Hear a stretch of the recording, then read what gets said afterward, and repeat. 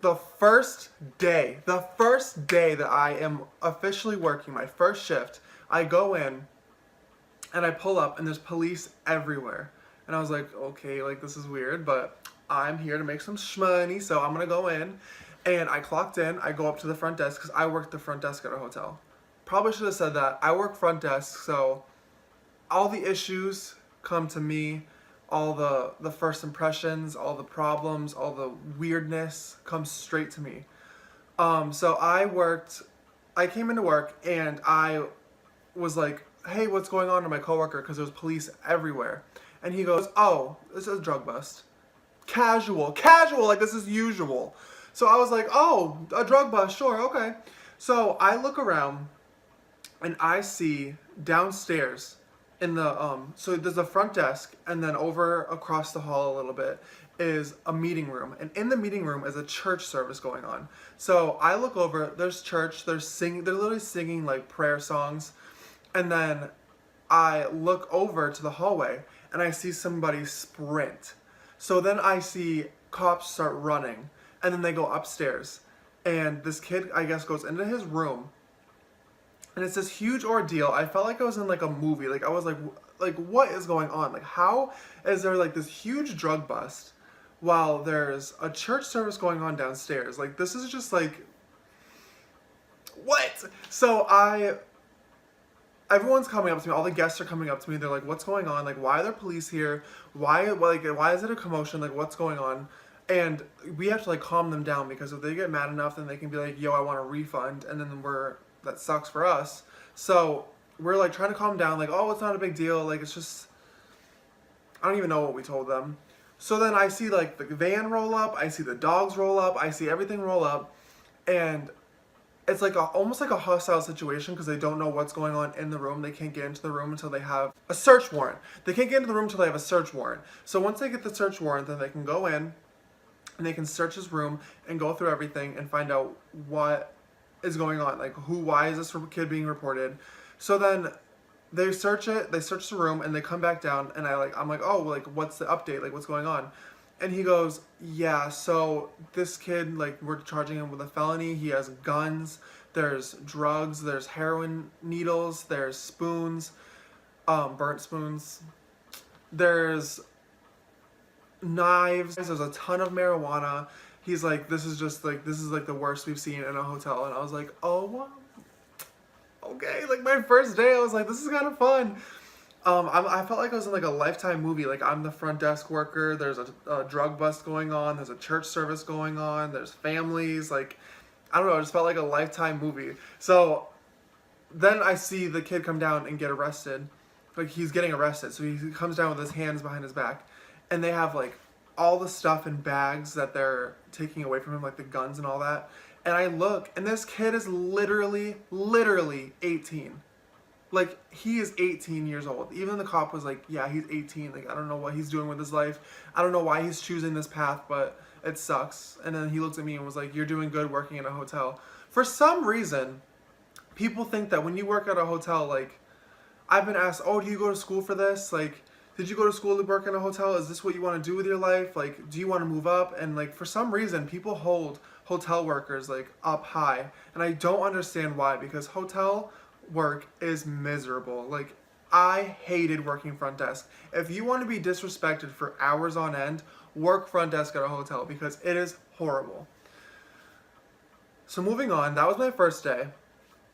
Now, there's been like little stories here and there, like, I don't know, people having sex in their cars, people having sex in the jacuzzis, noise complaints that are like weird, like, I don't know, just weird situations that just like little stuff that you kind of forget just because it's the hotel business.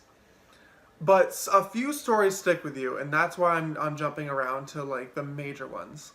So I am working the desk, and when you get to a certain point, you work alone. Like, you work at the desk alone. I worked 3 p.m. to 10 p.m. So I was usually alone from like 6 to 10.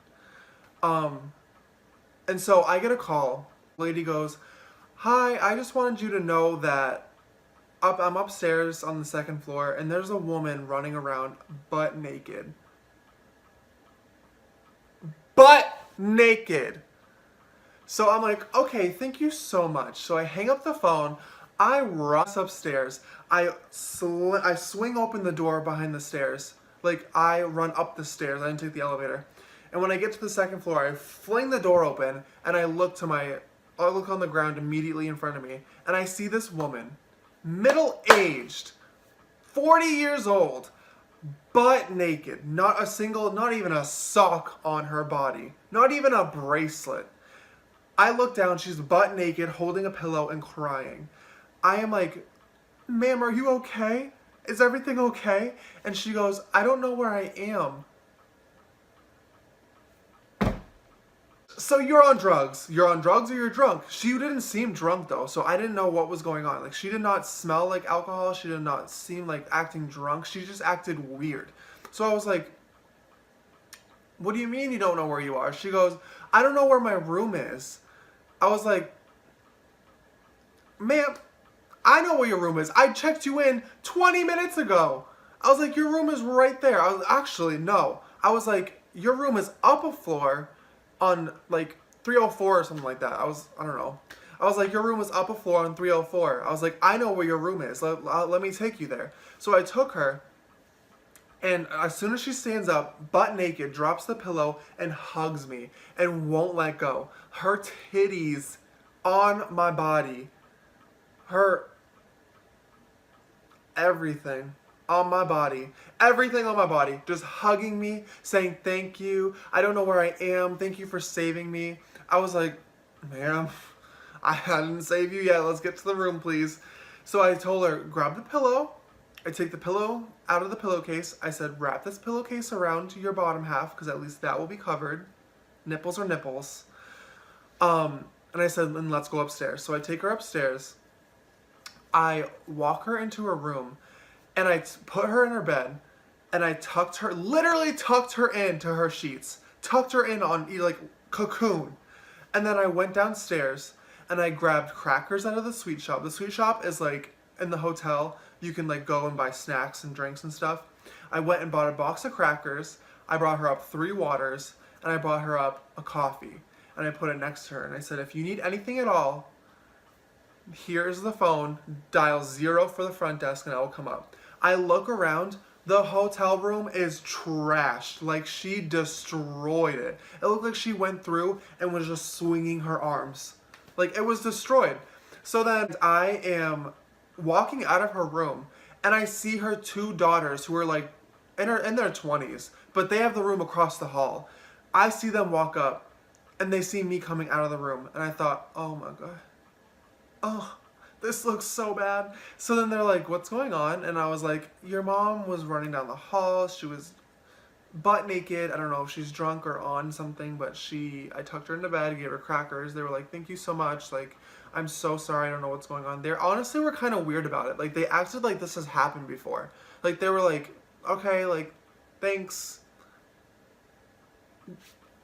Maybe you should let your mom know she has a problem.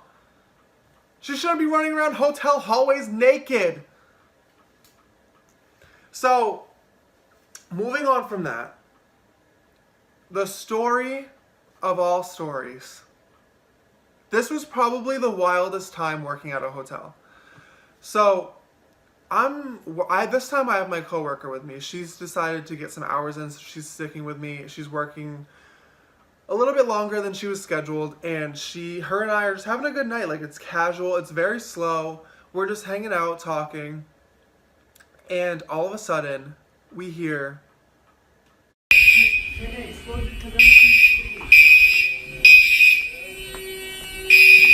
immediately we go into panic mode because we've never really had like a trial run of like a fire alarm. So we were like, oh my God, like there's a fire. Like, we don't know what to do because we haven't like practiced this. Like, we didn't do practice runs. So we immediately do what we know, and we grab what we need, and people start calling, like the phones start ringing. So I'm answering, yes, like there might be a fire, we don't know yet, just evacuate. Yeah, like evacuate please. And then like answering call after call after call. And then I get a call, and I answer, and she goes, hi, this is blah blah blah in room blah blah blah, and I just wanted you to know that I'm the one that set off the fire alarm. And I was like, oh, okay. And she's like, And don't worry, there's no fire. And I'm like, okay. And then she goes, but I was swatting a fly. Swatting a fly. And I hit the fire sprinkler on the ceiling.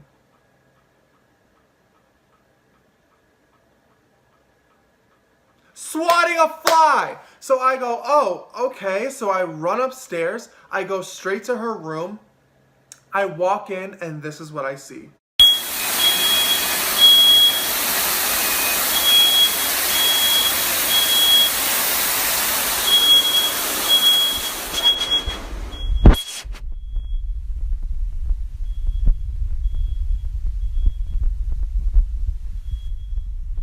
Now, let me let you know that she was not swatting a fly.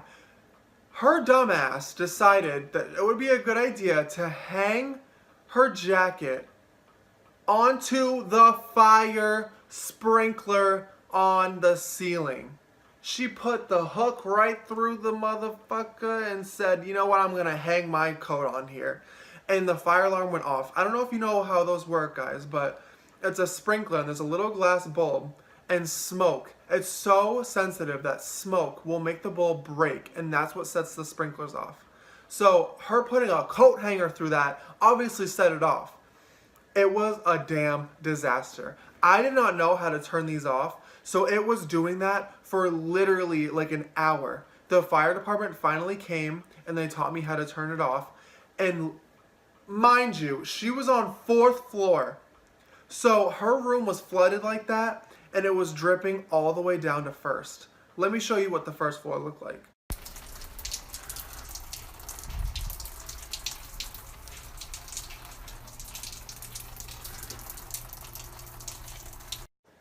Of course that night, we were sold out and there was not a single empty room. So we had to take everybody down that line of the floors and move everybody into a hotel and pay for their rooms.